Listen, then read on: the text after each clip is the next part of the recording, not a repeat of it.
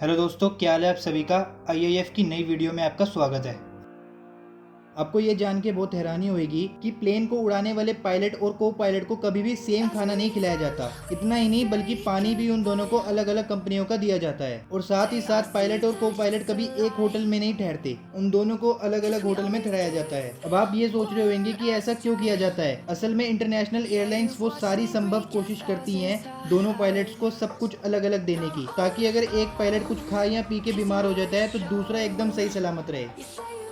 आपने ज़्यादातर सारी कंट्रीज़ के ही फ्लैग्स देखे होंगे और सारे के सारे ही रेक्टेंगुलर होते हैं, पर क्या आपको पता है कि एक देश ऐसा भी है जिसका फ्लैग रेक्टेंगुलर नहीं है। असल में उस कंट्री का नाम है नेपाल और पूरी दुनिया में एकमात्र ऐसी कंट्री है जिसका फ्लैग कुछ इस तरह से दो ट्रायंगल्स वाला है।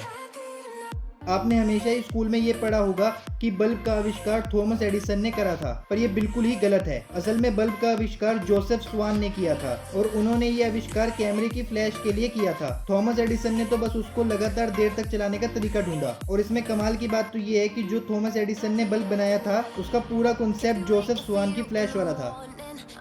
ये तो आपको पता ही होगा कि पूरी दुनिया में ही संडे को ऑफिशियल हॉलिडे माना जाता है, पर क्या आपको पता है कि इंडिया में संडे की छुट्टी का कॉन्सेप्ट कौन लाया। ये जो आपको स्क्रीन पे दिख रहे हैं इनका नाम है नारायण मेघाजी लोखंडे। यही वो इंसान है जिनको संडे हॉलिडे का क्रेडिट दिया जाता है। इन्होंने 1881 में प्रोटेस्ट किया था अंग्रेजों के खिलाफ कि भारत में भी संडे की छुट्टी होनी चाहिए। समय के साथ साथ इस आंदोलन में और भी लोग जुड़ने लगे और फाइनली 8 साल बाद 1889 में अंग्रेजों को संडे की छुट्टी करनी पड़ी। सोचो अगर आज के टाइम पे इन्होंने आंदोलन करा होता तो कुछ गाड़ी में बैठ के गाली देने वाले लोग इनको एंटी नेशनलिस्ट घोषित कर देते।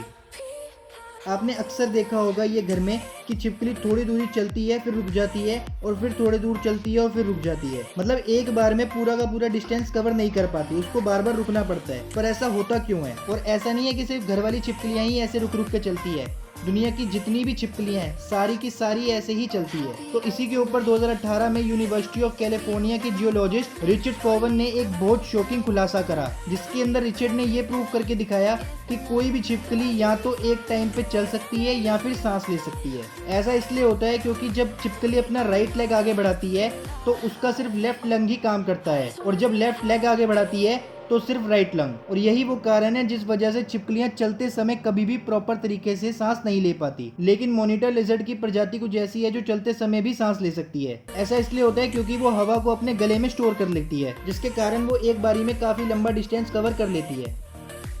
जैसे मैंने आपको जापान के सुतोमू यामागुची जी के बारे में बताया था, जो कि इतने लकी थे कि उन्होंने हिरोशिमा और नागासाकी दोनों ही अटैक्स को सरवाइव कर लिया था। वैसे ही आज मैं आपको वायलेट जेसप के बारे में बताऊंगा, जो कि वर्ल्ड की लकीएस्ट पीपल में से एक मानी जाती है। ये जब ओलंपिक जहाज में थी तो वो एक हॉक नाम के जहाज से टकरा गया था। उसके बाद जब ये टाइटैनिक पर थी तो वो आइसबर्ग से टकरा गया था। यहीं पे इनका लक खत्म नहीं हुआ, उसके बाद ये एक ब्रिटानिक जहाज पे सफर कर रही थी और वो एक खदान से जाके टकरा गया और ये उन तीनों हादसों से ही बच गई। इसीलिए इनको वर्ल्ड के लकी इंसानों में से माना जाता है।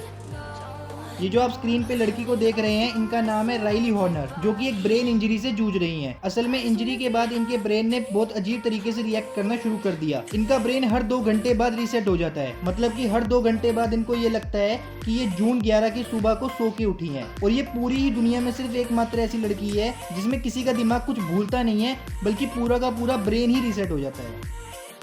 अमेरिका के एक शहर न्यूयॉर्क में एक ऐसा कानून है, तो कानून ये है कि न्यूयॉर्क के अंदर अगर आप किसी भी कपड़े को रस्सी पे लटका के सुखाना चाहते हो तो उसके लिए आपको पहले लाइसेंस लेना पड़ेगा। और इस लाइसेंस को देने से पहले गवर्नमेंट ऑफिसर आपके घर पे आएगा ये चेक करने की आपके पास प्रॉपर जगह है रस्सी बांधने की। इसमें सबसे बड़ी बात तो ये है कि एक बार लाइसेंस लेने के बाद अगर आपने जगह चेंज करी रस्सी की और कपड़े कहीं और सुखाने स्टार्ट कर दिए तो उसके ऊपर आपको एक तगड़ा फाइन तो लगेगा ही लगेगा, साथ में आपका लाइसेंस भी रद्द कर दिया जाएगा। अब ये कानून क्यों बनाया गया है ये तो सिर्फ अमेरिकन गवर्नमेंट ही बता सकती है। थैंक यू दोस्तों, आज के लिए इतना ही। मैं मिलता हूँ आपको नेक्स्ट वीडियो में।